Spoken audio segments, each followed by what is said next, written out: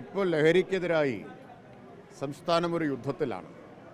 പോലീസും എക്സൈസും യുദ്ധസന്നാഹത്തോടു കൂടി തന്നെയാണ് ലഹരിയെ നേരിടുന്നതും അടിച്ചമർത്തുന്നതും.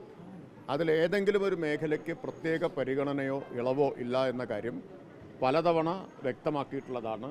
അത് ആവർത്തിച്ച് വ്യക്തമാക്കുകയാണ്. ലഹരിയിൽ നിന്ന് പൂർണ്ണമായും നാടിനെ മോചിപ്പിക്കുക എന്നതാണ് ലക്ഷ്യം. അത് സിനിമാ മേഖലയെന്നോ അല്ലെങ്കിൽ മറ്റൊരു മേഖലയെന്നോ ഉള്ള പരിഗണനയില്ല. സെലിബ്രിറ്റി എന്നോ അല്ലാത്തവരെന്നോ ഉള്ള പരിഗണനയും ഉണ്ടാവില്ല. ഇതിനെ ഒരു സാമൂഹിക വിപത്തായിട്ടാണ് കാണുന്നത്. സാമൂഹിക വിപത്തിനെ ഒരു വിട്ടുവീഴ്ചയുമില്ലാതെ കർക്കശമായി കൈകാര്യം ചെയ്യും. ഞാൻ മുമ്പൊരിക്കൽ പറഞ്ഞിട്ടുണ്ട്, ഉരുക്കുമുഷ്ടി കൊണ്ട് അടിച്ചമർത്തുമെന്ന്. അതുതന്നെയാണ് നിലപാട്. ഒപ്പം സമൂഹത്തെ ആകെ അണിനിരത്തുകയും ചെയ്യും. എവിടെയെല്ലാം പരിശോധന ആവശ്യമുണ്ട് അവിടെയൊക്കെ പരിശോധന നടത്തും.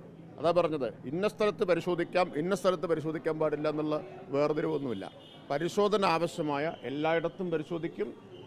ഇപ്പോൾ കിട്ടുന്നൊരു വിവരവും സർക്കാർ അല്ലെങ്കിൽ അന്വേഷണ ഏജൻസികൾ അത് അവഗണിക്കുകയില്ല, അതിനെ ലഘുവായിട്ട് കണക്കാക്കുകയുമില്ല. എല്ലാ വിവരവും വിലപ്പെട്ടതാണ്, ഗൗരവത്തോടെയാണ് എടുക്കുക. ഗൗരവമുള്ള സമീപനക്കാര്യത്തിലുണ്ടാവും. വിൻസി അലോഷ്യസുമായിട്ട് ഞാൻ സംസാരിച്ചിരുന്നു. അവർ എന്നോട് സംസാരിച്ചിരുന്നു. ഞാൻ അവരെ അഭിനന്ദിക്കുകയും ചെയ്തു. ഉറച്ച നിലപാടെടുത്തതിൽ.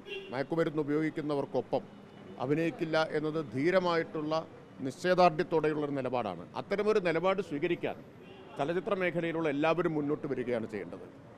അവർ ഇത്തരം അന്വേഷണങ്ങളോട് സഹകരിക്കുമെന്നും അറിയിച്ചിട്ടുണ്ട്.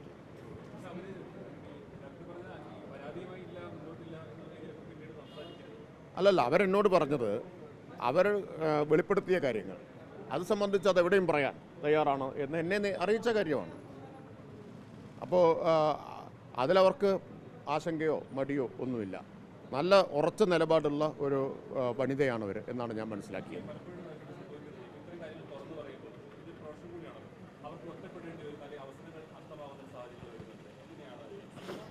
അത് സിനിമാ മേഖലയിലുള്ളവരാണ് ഇത്തരം ധീരമായ നിലപാടെടുക്കുന്നവരെ സംരക്ഷിക്കേണ്ടത്. കാരണം അവർക്ക് അതിൻ്റെ പേരിൽ അവർ മാറ്റി നിർത്തപ്പെടാൻ പാടില്ലെന്ന് ഉറപ്പുവരുത്തേണ്ടത് സിനിമാ മേഖലയിലുള്ളവരുടെ ഉത്തരവാദിത്തമാണ്. സിനിമാ സംഘടനകളുടെയും ഉത്തരവാദിത്തമാണ്.